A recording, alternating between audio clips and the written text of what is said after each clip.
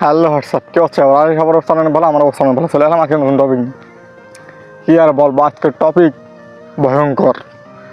আমি দুদিন ব্যস্ত থাকার কারণে সোশ্যাল মিডিয়ায় ঢুকতে পারিনি, ফেসবুক ইউটিউবে ঢুকতে পারিনি, খোঁজখবর রাখতে পারিনি।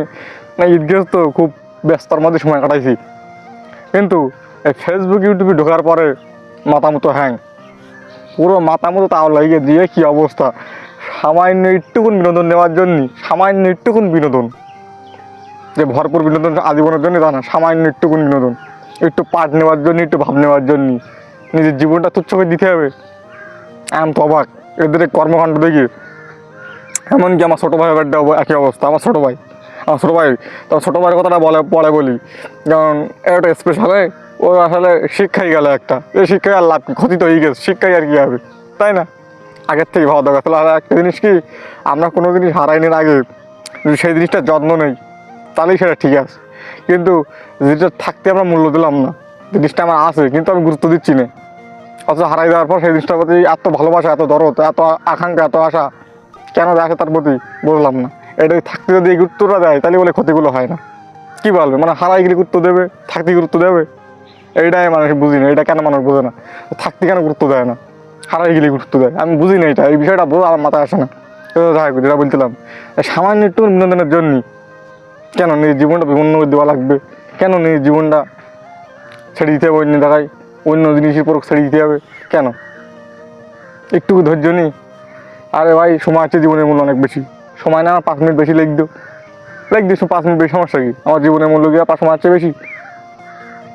আমার যদি একটা হাত একটা পা যদি শেষ হয়ে যায় তাহলে কী হবে? আমার সময় আমার দরকার নেই ওই জিনিসই, আমি 5 মিনিট লেটে দেবো, সমস্যা কি? আমার হাত আমার পা বেশি গুরুত্বপূর্ণ।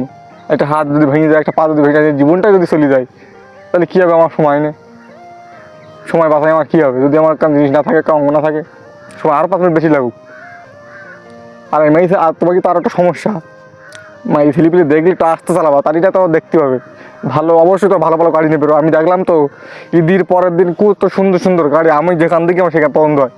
এই গাড়ি আমার ভালো হইতো, ওই গাড়ি আমার ভালো হইতো, ভালো ভালো গাড়ি।